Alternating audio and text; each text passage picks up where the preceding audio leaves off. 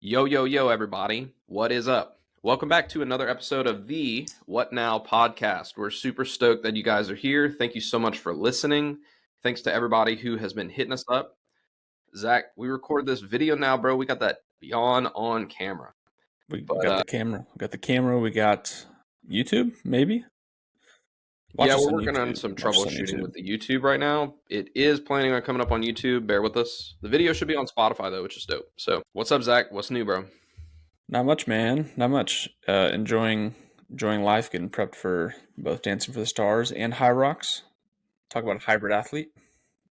Yeah, things are good. January's been a great month. That's great, dude. All right. What's in the chat? Got you.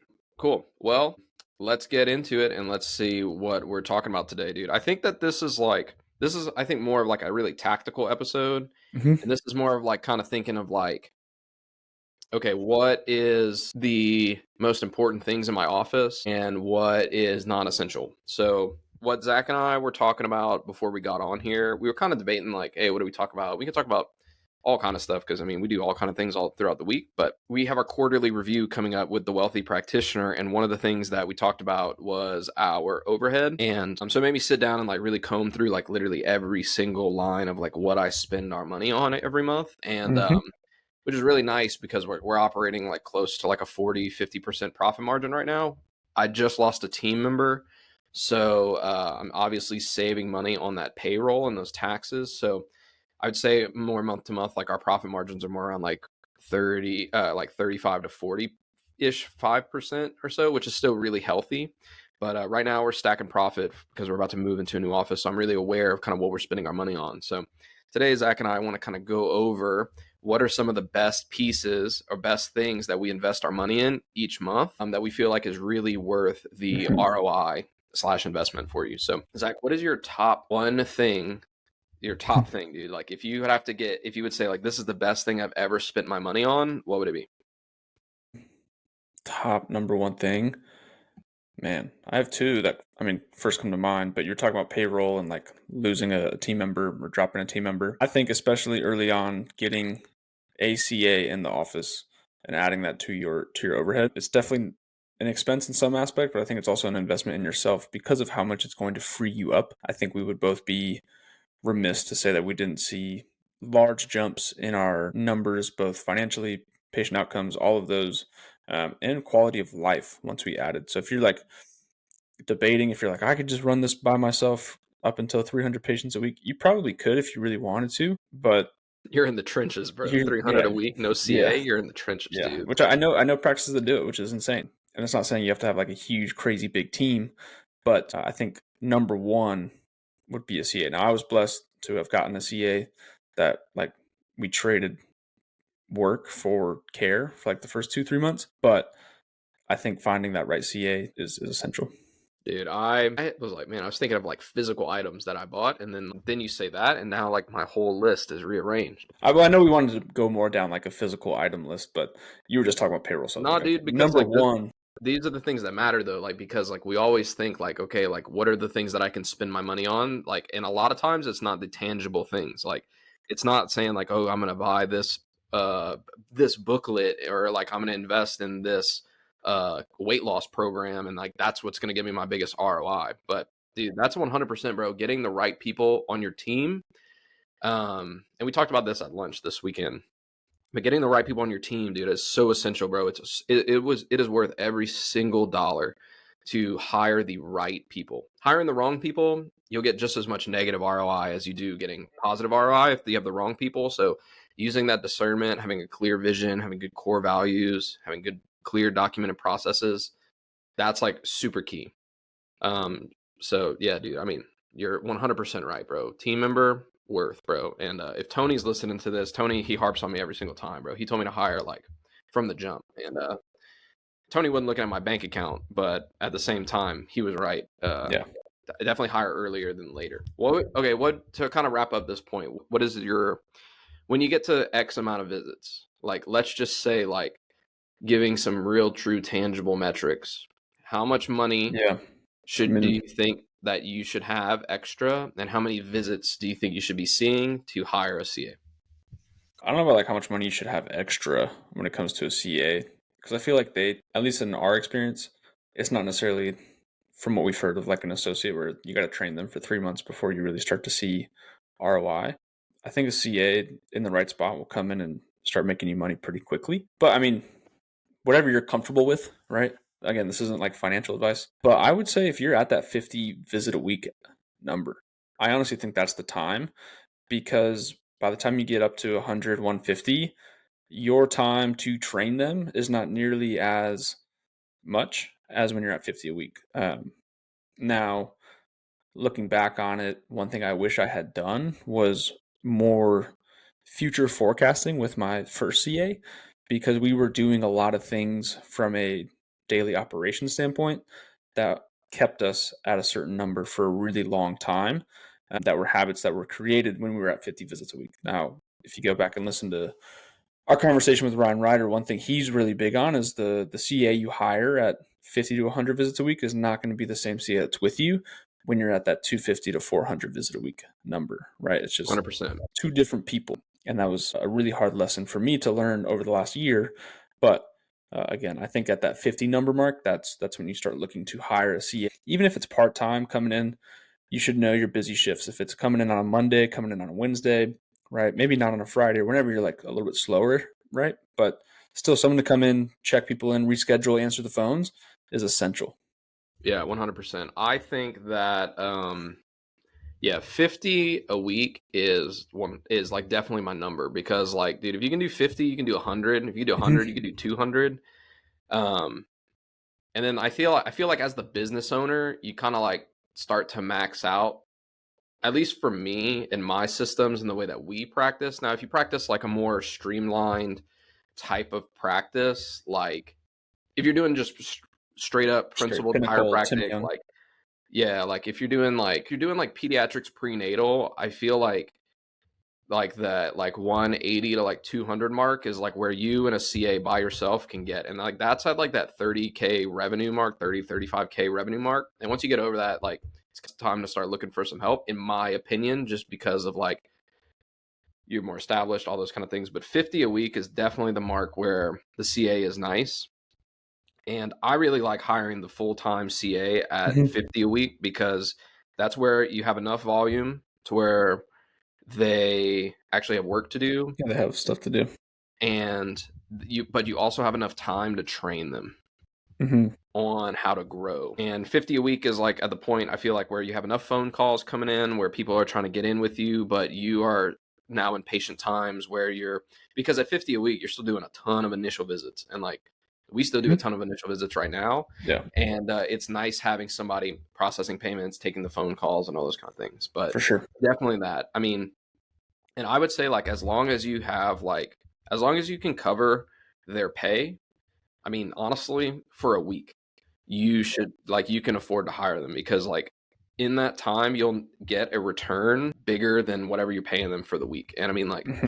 for a CA job, you're looking at like, dude, let's say at the most, like I don't even 20, know, dude, like 20, 25, depending your area. 25 is a lot, dude. 25 is a Like lot. Yeah. even for Dallas. So like if you're in California, like you're paying 25 an hour or so. And I mean, I don't even know what that is, bro. Like what, 500 a week? Like 500 bucks a week or something like that. Like you'll make that back, dude. That's like close one care plan and you'll make Yeah. that back. Right. So yeah, definitely, dude. Team member, really clutch, like really clutch. I don't think that you need to expand. I think like the downfall of that too is that like people try to hire too soon, Mm-hmm. and then you become over leveraged on untrained team. Like, bro, you can work, bro. Like chiropractic jobs, not hard, No, we're not in the hard. clinic for like 24, 25 hours a week. Yeah, like you're not working hard, bro. Like so, I think like in the same tune, like don't hire too soon unnecessarily. Like Mm-hmm. dude, if you're at 50 a week, or even if you're at 150 a week, bro, like I mean, we talked about this week. You don't Mm-hmm. need an office manager and a tech CA and a scheduling CA. Like it's Right. You just don't need it's a three. lot.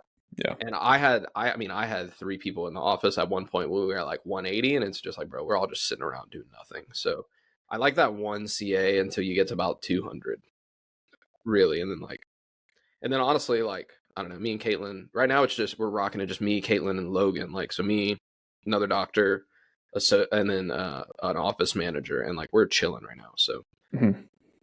and we're getting close to 300. So I mean, like I like that time, but if we got any more, like we would be kind of busy. So that's a good point, dude. Definitely invest in team. Yeah, team for sure.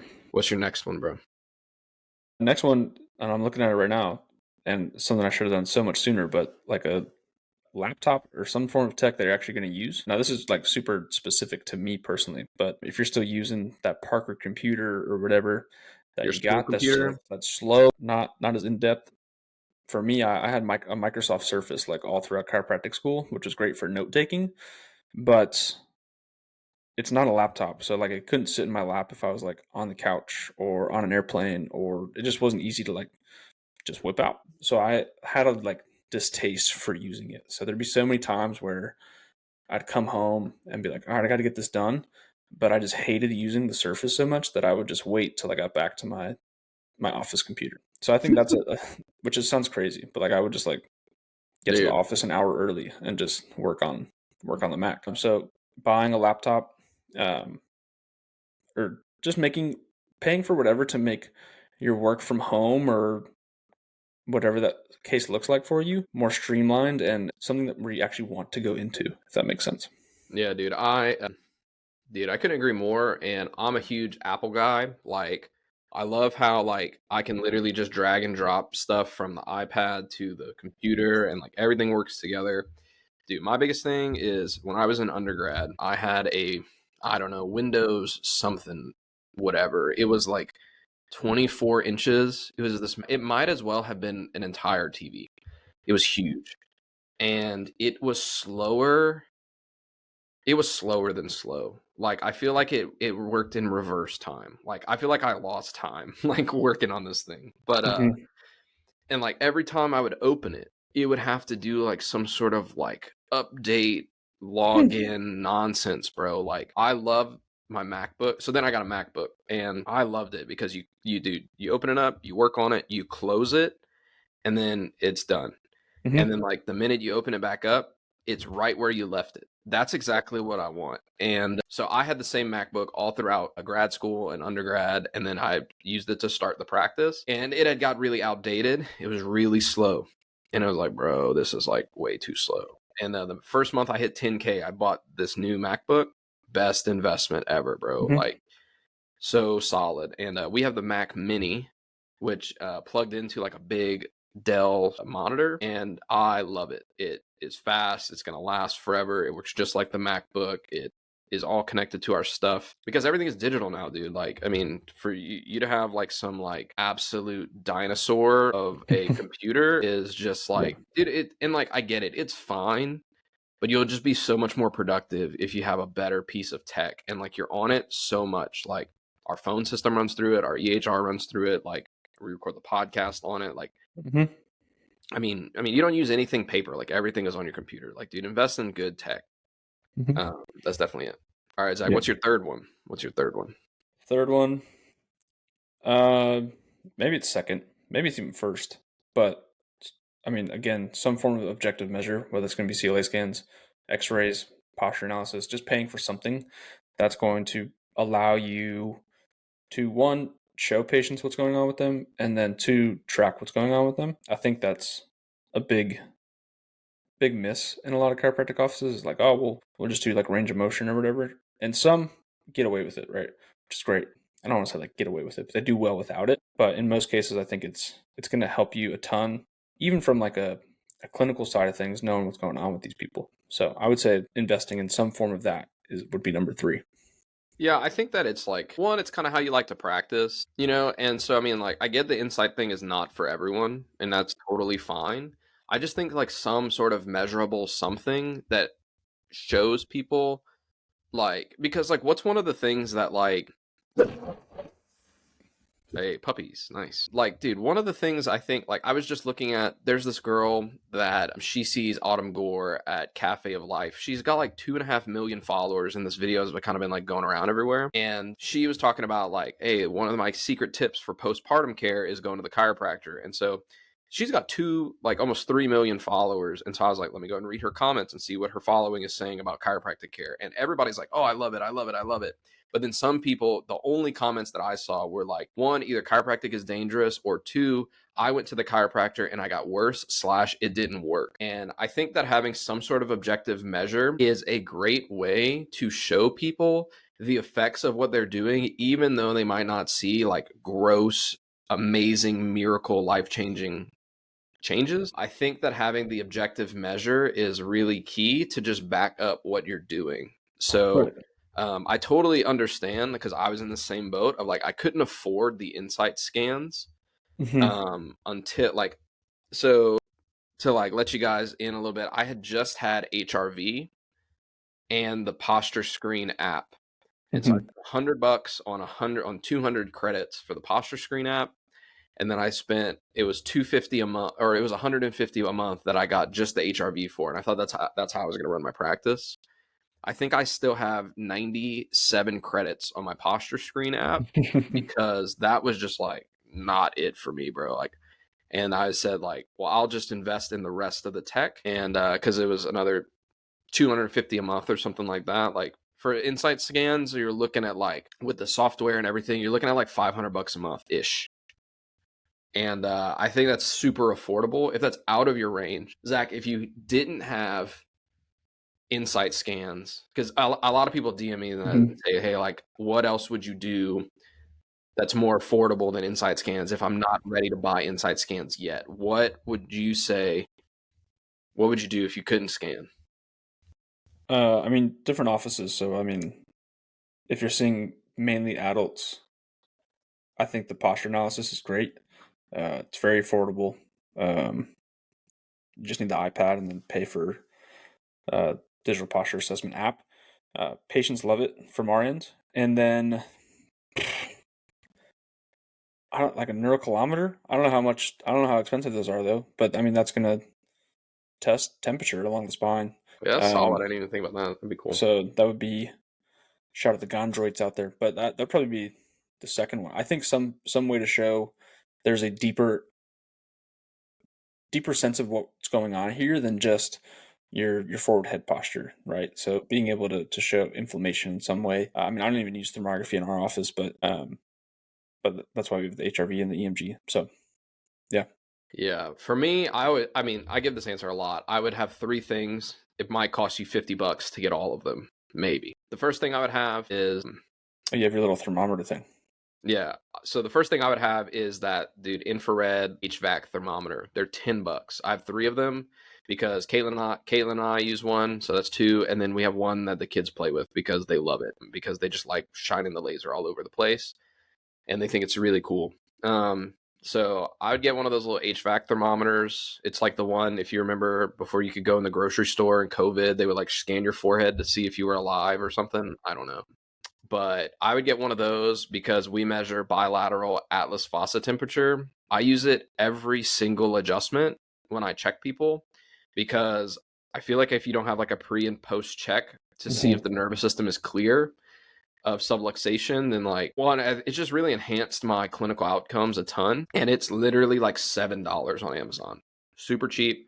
People love it. It's a great way to show the effects, because like, dude, whenever you have someone who's like super crazy skeptical of if chiropractic affects the body, dude, you take that bilateral Atlas fossa temperature and then you tap them once with the activator on the sacrum, and then you check the Atlas fossa temperature again and it's balanced. That's how you get like super skeptical parent or super skeptical anybody to do that. And dude, I show them the screen, like, this is it. And they're like, wow, that's crazy. But that's a great way to do an assessment of neurological disconnect or subluxation in your initial visit. That's my first thing, $7. The next thing I would get is 2 scales, and preferably digital, like splurge on the digital scale, just because it's easier for people than to read the analog scale. But analog scale, you're looking like $8. Digital scale, you're looking at like 15. So I would get 2 digital weight scales for like just showing bilateral weight. So they stand on the scale, and one, if the patient say 200 pounds and one is 140 pounds and the other is 60 pounds, that just shows them like, hey, like, you don't distribute weight evenly through your body, and then you adjust them and they get back on there. So Not necessarily as clinically accurate as you would want it to be, but it's just a good way to show like this is the relationship between this half of your body and that half of your body. Good way to do that. Super cheap, really easy to test. Takes like 4 seconds to do. Next thing I would do, bilateral pulse ox.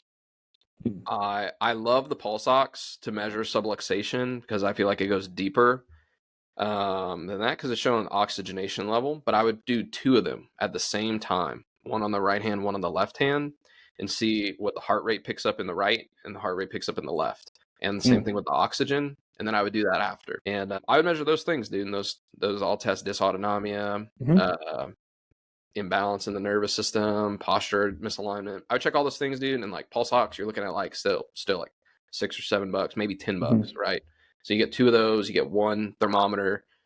So now you're at $30, and then you get you some scales and stuff like that. You're looking at like $50, and like you have some solid objective measures that you can measure over time. Right. So not a bad thing. That's what I would get. I also, hot take, if you're like listening, you're like, well, I don't want to spend money on any of that. Probably shouldn't be opening a practice. Will be my response there. Well, the biggest thing, I think you got to invest into your practice to allow it to grow and things like that. Yeah, I mean, if you say like, oh, well, I don't want to invest in, I don't need objective measures in my practice. That's fine, dude. Yeah. But like the same way, like, okay, like this is how I feel about objective measures. You don't have to. You can swipe your credit card or your debit card as much as you want. If you don't have enough money in the bank, like this is the thing, you can make as much money as you want, and if your bank account still goes down, you're not saving any money.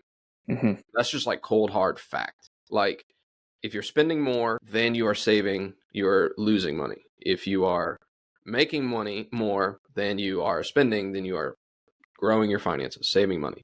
And so like to test and objectively measure the nervous system is to say that you are actually making the adjustment.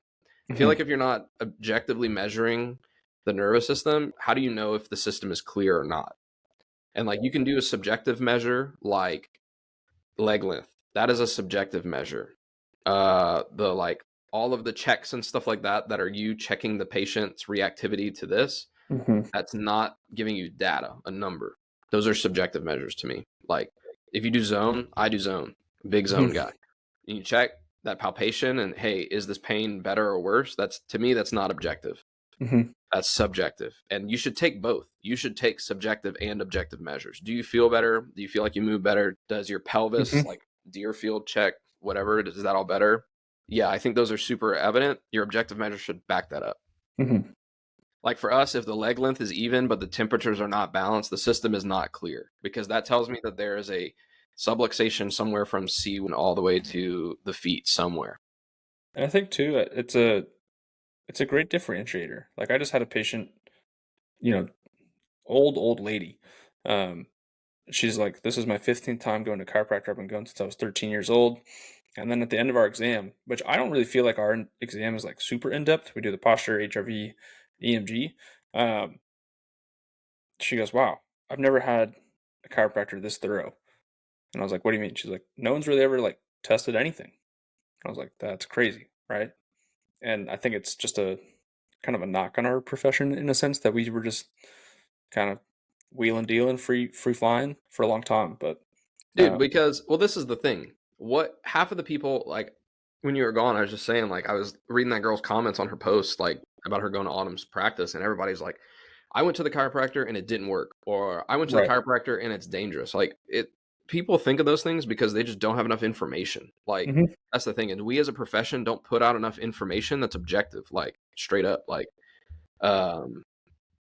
everybody's like, my husband's a neurologist and there are no benefits to a chiropractor. Bro, if you measure the nervous system and you see change, like tell me that there's no benefits, bro. Like how do you argue against cold, hard, objective data? Like tough to. Like, yeah, I mean, and there's a lot of parents and like a lot of the really tough cases that we see that are like, I just don't see any change. And they're like, well, that's why we scan, dude. Like, let's get some scans done and like, let's see what's up. Like, and they have radical change like in their scan.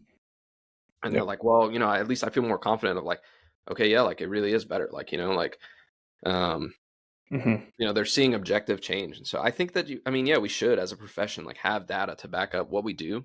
And it doesn't have to be, bro, like you don't have to have like control, like you don't have to go scientific No. method through everything, but like, dude, take some sort of measurement, bro. Like whether it's just blood pressure, like, or something, bro, like something. But I think does this feel better or not? Or, does my intuition say that you're clear? I think that's it. I think like the common thing that we both hear from a lot of people that are hesitant to bringing in objective measures is the next thing is like, or the reason they message us is like, hey, I'm having a hard time keeping patients, either consistent with their care, continuing on with care, those sort of things. It's like we're not showing them any sort of process. And I know we've gone over like our proven processes through kind of that story branding guide, but I think a large reason people do stay in like retention wise due to objective measures as well. Yeah. And I think one of the things too that I hear is people are just like, well, I don't want the scans to dictate my care.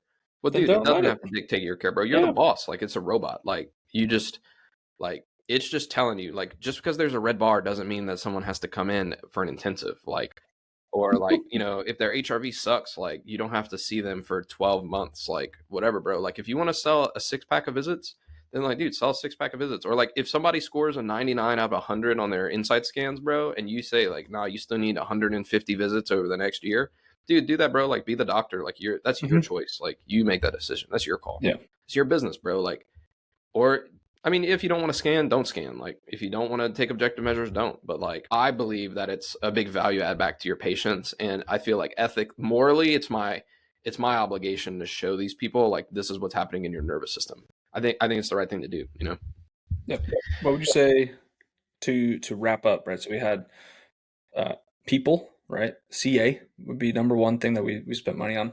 Number two is our computers / tech. Right. And three are objective measures. What would you say are maybe 3 quick things that you didn't recognize or maybe realize in the moment that you were spending money on it and it was going to be fruitful? But looking back, you're like, man, I'm glad I spent money on that. Oh, 100%, dude. The biggest thing, the most important thing, without a doubt, no matter what you're doing, to invest your money in is yourself. 100%, for sure. hands down. This is what I always say, bro. You never want to spend the money on seminar, self-development, coaching, wealth strategy, tax management, but you're always glad that you did. You never, quote, have the money to spend on that, but you're always glad that you did. And that is my biggest investment. If you look at everything that's on our payroll, I pay more for people to help me do my job. Like I pay more for people to consult me than I pay for anything else. Mm-hmm. Like our overhead is $22K, $12,000 out of that a month goes to other people giving me dude, I spend a lot of money a month on like people to consult me and stuff, like on my taxes, on my finances, on my wealth building, on my practice management, on my systems and operations, on my mindset, on my health and wellness. I got somebody now cleaning my house, meal prepping my food, like all of that stuff. Like I invest that back into me, dude. That's what helps us grow. Like my investment in the Wealthy Practitioner, hands down, the best investment I've ever made to this life. And I paid on monthly coaching and events and travel and hotels and stuff like that. I think we paid equivalent to one of our salaries last year to the Wealthy Practitioner. And I grew over doubled our practice. Our practice grew by 135% last year. So worth every single penny. So whatever capacity that you don't have to invest that much. You don't have to invest that much in yourself, but I feel like whatever capacity you can spend, whether it's $100 a month, whether it's $5 a month, invest some sort of money each month into yourself.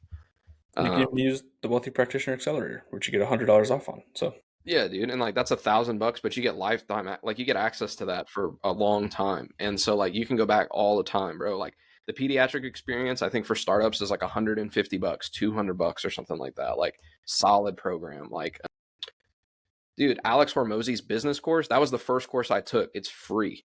And I took his $100 million offers course. It's 6 hours long, and I took it for free. That was the first thing I did. I did that my first 2 weeks in practice, and worth. So invest in yourself, bro. That's the one thing that you're like, man, I don't know if I want to spend on this, but you're always glad that you did. Yep. What about number 2? So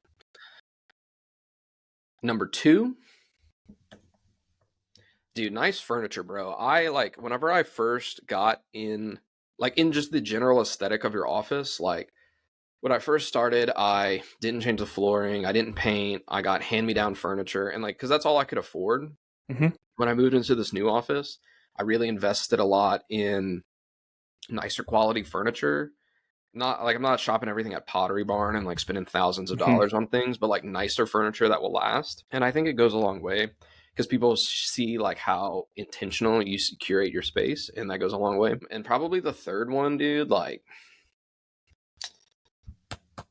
dude, honestly, like my favorite thing that I have in our office is our plants. Like I got to repot our plants because they are like way too big for the pots that they're in. Kind of Mm-hmm. like our practice, which I don't think is ironic, but dude, I really spend a lot of money on plants because it gives your space a lot of life, and you can have like a really low budget Mm-hmm. space. And especially if it's like, if you're listening to this right now, you can go to Home Depot or Lowe's or something like that in the winter time and just buy, dude, just buy snake plants. Like those are the Yeah. best ones. They're super cheap. You And water them once a month, they they never die. they And do so much for your environment in yeah, regards to your office. they block EMF. Mm-hmm. They produce more oxygen. Well, they produce oxygen, which is great, but they also absorb more toxins and clean your space, your Mm-hmm. air, more than like your air doctor air filters Yeah. do. And you water them once a month, dude. Like, and they grow like crazy. And what I like too is like you can take a snake plant and just like cut a little tip off a leaf, put it in a pot, and it'll just grow like crazy Mm-hmm. big. Like those are my favorite plants. Spend the money on them for like $10. I think you can get one You get a at, snake plant for $10 for sure. yeah, for sure. Like those small guys, and Yeah. they'll just grow. Like, and it's cool, like Yeah. to just watch them grow, like as your practice grows and everything. And then I just take clippings off of my ones. I like those are my favorite investments for sure. Is my plants. I really like them. Yep. So there you have it. 6 things we advise, not advise. We're not financial advisors. No, We but recommend. these are the things that I feel like we have spent. It's worth our Mhm. money. Yeah. So Yep.